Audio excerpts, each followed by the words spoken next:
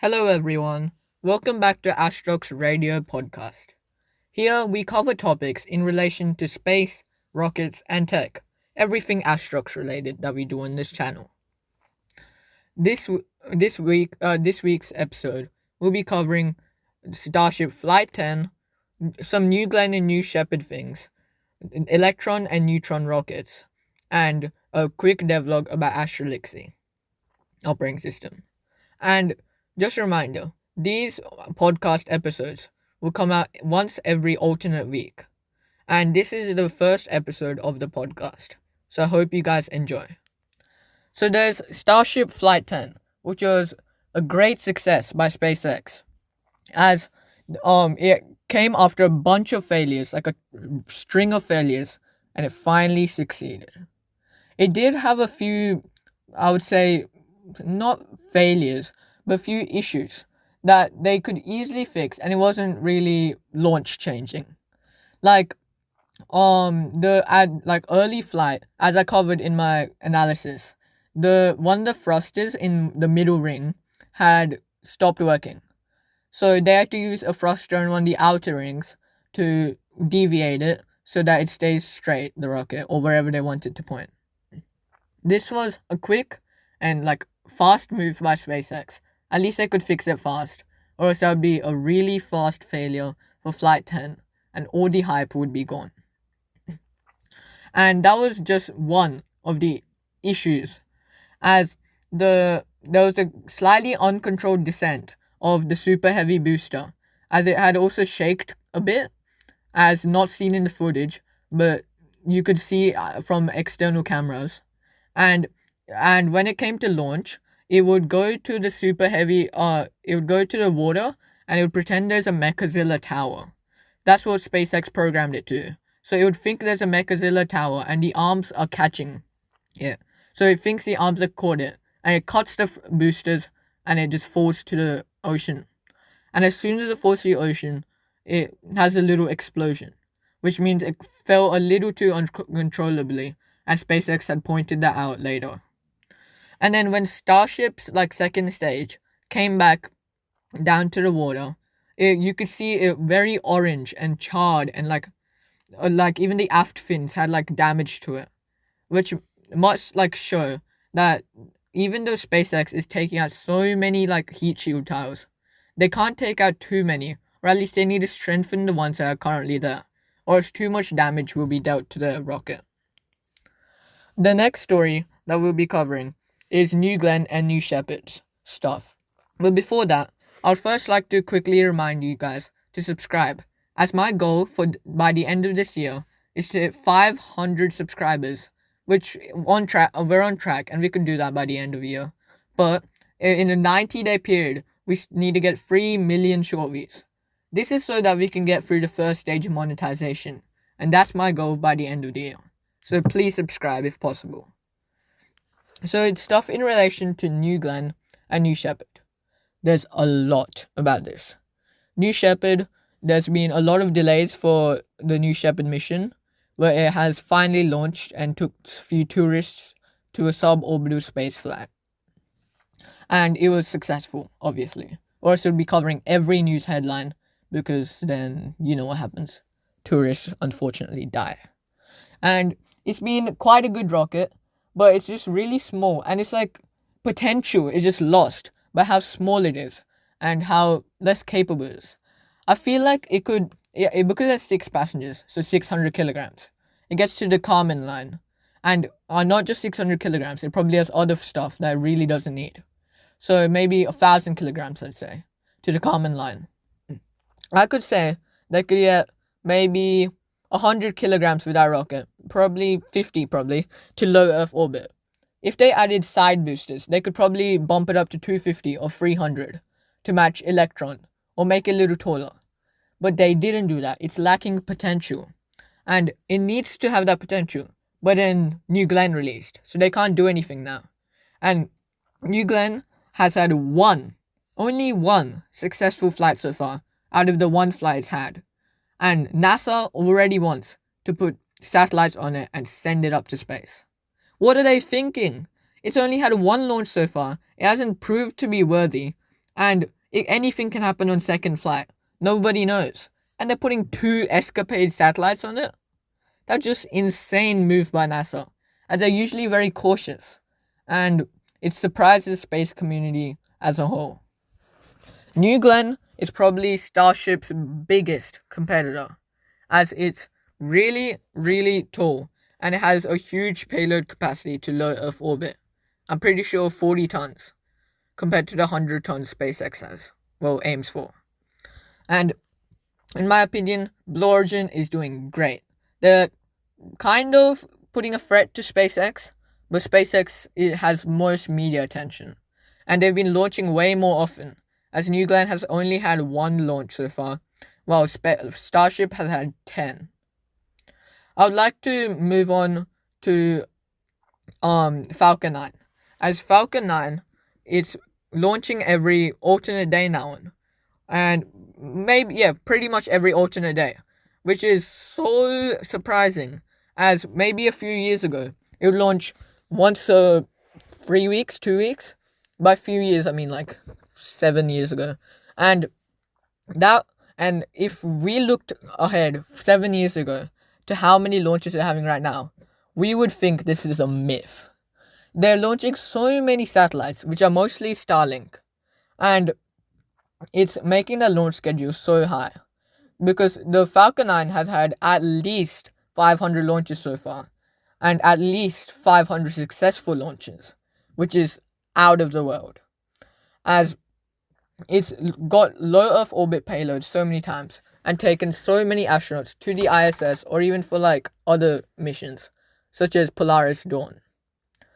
And then there's Falcon Heavy, which has had around as many, barely any launches, because it's not even crew rated yet, which means it can't take any crew. And it's way more difficult to use than Falcon 9, as the boosters don't really get reused, and they don't really have payloads that need such a big capacity yet. That's what I wonder. What will SpaceX need Starship for? If Starship could take 100 tons to low Earth orbit, that means Starship would probably only launch once every 3 months to take satellites to low Earth orbit on a rideshare mission. Because 100 tons.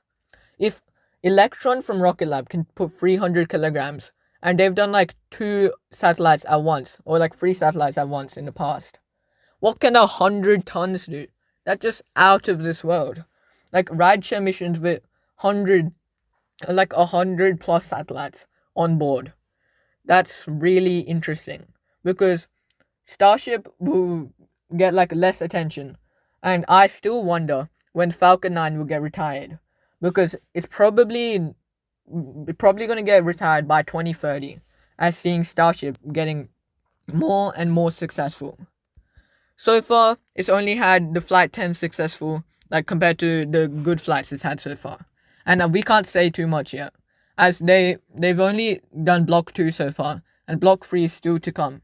And their Raptor engine still hasn't been flight rated yet.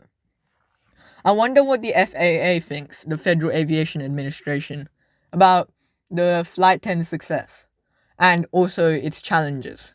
Do they think of it good, and will it give a permit in a month, for Flight 10? Flight 11, I mean?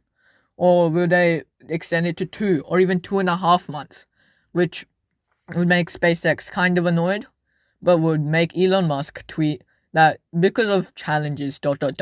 which is always so funny. So, this is the end of part 1 out of 3 of this podcast, and I will record the other 2 parts in 2 separate days, so I can get more news for you guys, and I also get a break. Let's move on to part 2. Did you know astronaut Megan McArthur, the first woman to pilot a SpaceX Dragon capsule, retires after 25-year NASA career? MacArthur has launched on 2 spaceflights, logging 213 days in orbit across her nearly 25 years, and held leadership positions at NASA's Johnson Space Center in Houston. MacArthur has retired from NASA, ending more than 2 decades with the space agency. She launched on 2 spaceflights, logging 213 days in orbit across nearly 25 years, and held leadership positions at NASA's Johnson Space Center in Houston. She lifted off on her first mission in 2009 aboard Space Shuttle Atlantis on the STS-125 mission, the final servicing mission flight to the Hubble Space Telescope. She later became the first woman to pilot SpaceX's Crew Dragon spacecraft, which ferried her to her first and only long-duration mission in 2021.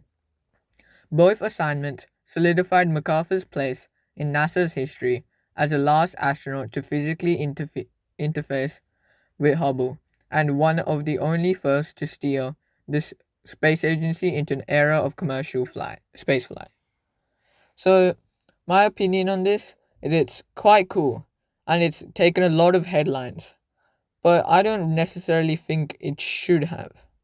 It's kind of cool that she was the first woman to pilot SpaceX Dragon, but retires after 25-year NASA career? Only 25 years?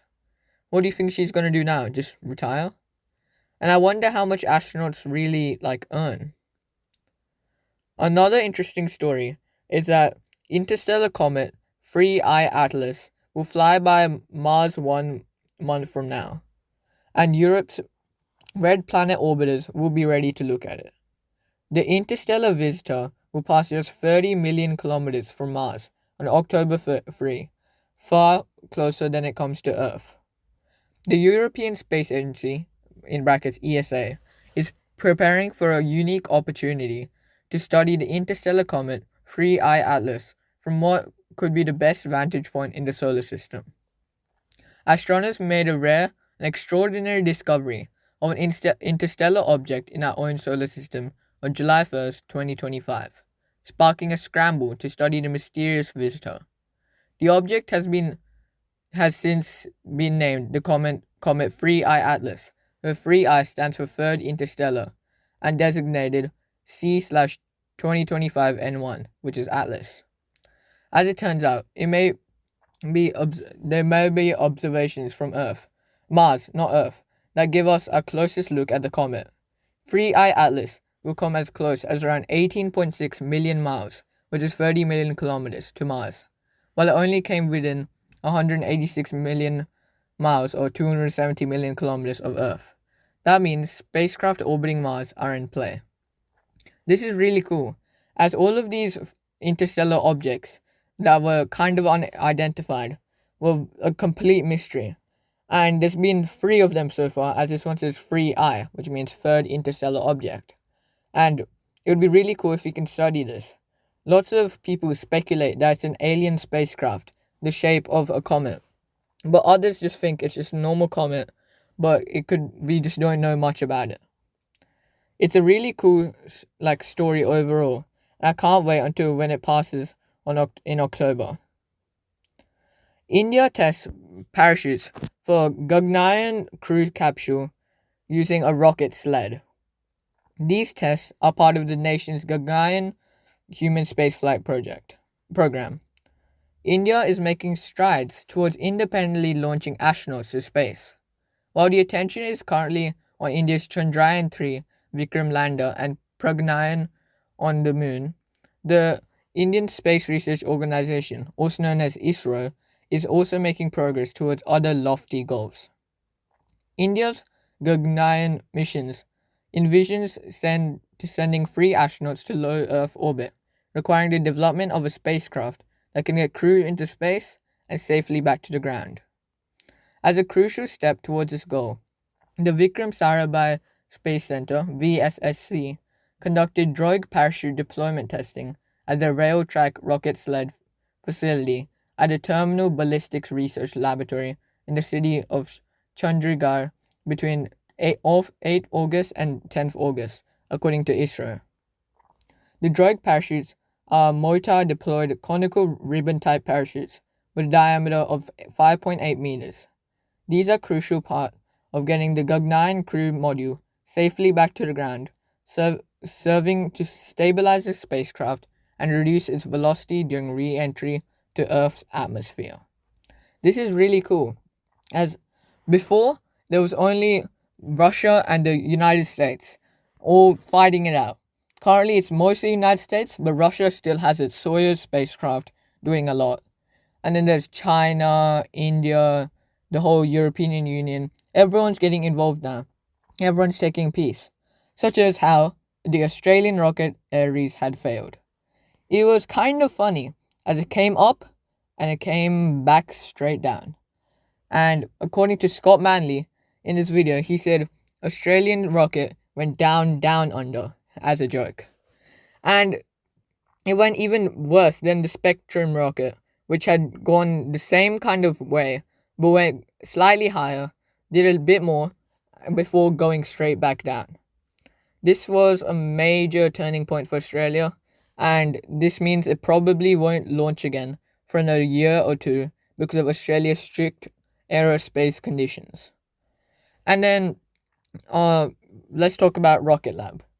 They're on set for many Electron launches coming up, as if you check on the Space Monkey schedule, it says a lot in December, but these are all no earlier than December, not just December, as people project that there will be a Victus Haze launch for Electron from Mahaya Peninsula, I'm pretty sure, projected as October, and it's Electron obviously because Neutron is not ready. The Jake 4 launch is coming a little earlier than that, as projected to be September from Wallops Flight Facility in Virginia, United States. This is quite cool, as Rocket Lab is putting up competition to other private companies like SpaceX, and Rocket Lab is personally one of my favorite aerospace companies, and I would like to once again say that. Neutron is quite cool, as I can't think of it off the top of my head of how many tons it can take to low Earth orbit, but it's quite well. And many people on the r/Rocket Lab and r/RKLB subreddits have speculated that Neutron could even be used for a small lunar lander, for maybe 2 astronauts or just a small probe. That's really, really cool, as Neutron could be used for way more. I don't think it could be used for Mars, but Moon, yes. And after Neutron, I'm speculating that it will come as Proton, but there's already been a Proton rocket in the past, and I don't know if Rocket Lab thinks of going for that. They might go for something like a Quark or Gluons, but we don't know about that yet. Neutron's not even launched yet, so nobody really cares about what happens until then. And I hope that Neutron will eventually be able to come to a schedule at least kind of matching Falcon 9's. Probably not, but like at least like once every 2 weeks, launching once every week, so they can actually put competition against SpaceX. Because SpaceX has been currently chilling. Even with Starship failures, not many people are caring because of their good reputation. And Rocket Lab will be a good competitor for them. I would now like to talk about a cool idea I had for an orbiting space platform / space station.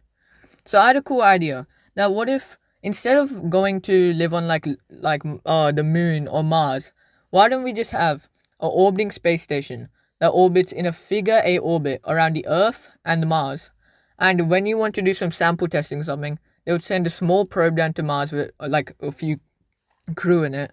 They would collect the sample and go straight back up to the space station. And by space station, I mean this space station would be carrying like 1,000 passengers. These people would be living every day on the space station, just as a casual life and routine. And it would be rotating, so they have a centrifugal force to mimic gravity, so to make artificial gravity. And it would be at around like moon gravity, let's say, as many scientists count moon gravity as a perfect balance between zero gravity and Earth's gravity. I feel like that's an insanely cool idea, as imagine this being an orbital platform, doing research and living there, while everyone on Earth is cheering you on. And above that, you might even be able to go to Mars sometime without having to actually live on the surface. And living on the surface of Mars, imagine how hard it would be to get all the stuff down there. And if you want to come back to Earth, that's even harder. Why not just use an orbiting space station, and it would be much cheaper than having to launch into an atmosphere, which uses lots of fuel, and launching out of it. I would like to hear all of your opinions on this idea, and please comment down that below. So far, we've done part 1, and this is part 2, like section 2 and section 1 of the Astrox Radio podcast episode 1. Coming up in the third section will be me doing a quite extensive Astrox OS devlog and much, much more. So let's move on right now. Well, it's time to do my Astrox OS devlog. So, as many of you know, I'm making an operating system. I've already released a version alpha of it on my GitHub, so go check that out if you have a PicoCalc. So, it's an operating system specialized for the PicoCalc, but if you want to use it, you have to have the Pico 2W board inside of it. This is because of the additional RAM you get, and the faster CPU, and also you get the Wi-Fi and Bluetooth capabilities, which will be essential for my operating system. So, I'm going to give you guys a devlog of what's happening so far, since the release of version alpha to now, and also what I plan on doing in the future, like the future plan of this operating system. So far, I have made a history command, which shows like past command history. So let's say I use list files, and I use, then I use the history command. It will show number 1, list files, because I just used it, and then history, because I also just used it. Another command that I've made recently is the temp check command, which is temperature check of the onboard chip temperature. If you use it, it will show in Fahrenheit and Celsius of how, what's the temperature of the chip. Usually, currently for me, it's around 26 degrees Celsius, and it's quite stable there, but it depends on weather around, as it's winter for me right now. So, I've also made a Wi-Fi scan command recently, which scans nearby Wi-Fi networks, but I found like a issue with it, as it lists the Wi-Fi networks that are near you, but it repeats some of them like 3 or 4 times, because it keeps scanning for 15 seconds, and it doesn't realize that they have the same MAC address. So I gotta fix that by verifying MAC address and making sure it hasn't already been listed. And before all of this, I even fixed the change directory command. In version alpha, when you do change directory, you have to do cd and then space / and then whatever directory name. The / was there because I accidentally did the capture range too large. Too large, because 2 on that side, right side. So I fixed that and version beta will have a fix of that. I'm aiming to release my version beta of my operating system around 25th to 26th of September. So that's about 3 weeks, less than 3 weeks from now. Just a bit less. So I hope that more people use version beta, as it will have more features. Some features I plan to add is that credentials, such as common Wi-Fi networks, and most importantly, your username and password that you set saves to a hashed file on the SD card that will keep all of your credentials secure, and on the next login you'll still have your same credentials. 2 other commands I've made so far is suspend, which goes into a super low power mode, which turns off the screen and turns off the Wi-Fi chip, so that you can just have the screen off, but as soon as you click enter, it boots it turns right back on without you needing to log in again or all of that. And then the other command I've made is reboot, which speaks for itself. It reboots the whole chip and takes you back to the start. Another few things I want to make is high RAM and CPU usage warnings, but I feel like they might be annoying if you have high RAM usage continuously. I don't know if I should have a warning come up every minute or so, but it would just be really annoying, I feel like. So that's still a maybe. And I also want to have more Wi-Fi capabilities, like security is really key, because a lot of people don't trust that like it's really secure, and they don't trust like connecting to the Wi-Fi network. And there's many more features I want to add. I hope I can get this done within like 3 weeks, so that you guys can have your version beta and I can start working on the first actual version. Some things I plan on doing in the future for my like operating system is that maybe like early next year, or like close to mid next year, like yeah, between the start of next year and mid next year, so a quarter through the year, I plan on renaming this operating system to Astrox Pico OS, and then discontinuing this. Well, kind of discontinuing this, because I'll give like free contributors access to the source code, and they can continue it on for like how long they want, while I'm also a contributor. And then I start working on Astrox OS, which is just the plain one, but for the Lyra, Luckfox Lyra. This is because the Luckfox Lyra has like 120 megabytes of RAM, not kilobytes, megabytes. And it has a triple core CPU system, which will be so useful for me. And I can actually put a GUI, so graphical user interface, in my operating system, and a really, really basic window manager. I can't wait to do that. But that's the future. Currently, I just have to focus on what I'm doing, and then I can do all that in the future. There are projects to come. Instead of the Luckfox Lyra, before I was planning on doing the Pi 02W, but the Pi 02W, to put that in the Pico Calc, you need a solder and have like a separate PCB and all of that. And I feel like I'd rather just stay with the Pico form factor, so that it stays as like kind of a Pico Calc. So yeah, that's what I plan on doing for my operating system and the future of my Pico Calc. Other things that have been happening recently for me, there's not much, really. You guys should check out my Reddit account. I used r/Reddit request, and I want my old subreddit back, r/Astroxia, but I can't get it back because I need at least 100 comment karma, which I only have at 11, and at least 100 post karma. I have 450.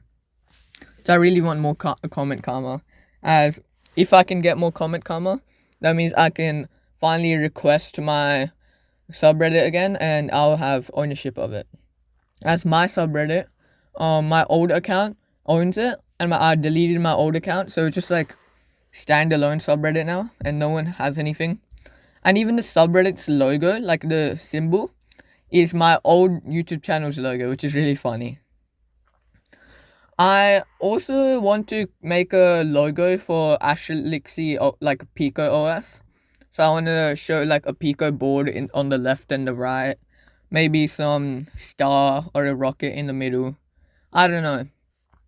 Give me some ideas in the comments if you possibly can. We're nearing the end of this podcast, I think. But if you have any recommendations for microphone improvements, like if there's any voice issues, like you can't understand what I'm saying, or anything such as if there's issues in the trimming of the podcast, if there's like issues that have like missed out words when editing, then please tell me. It's just better for me and all of you guys watching.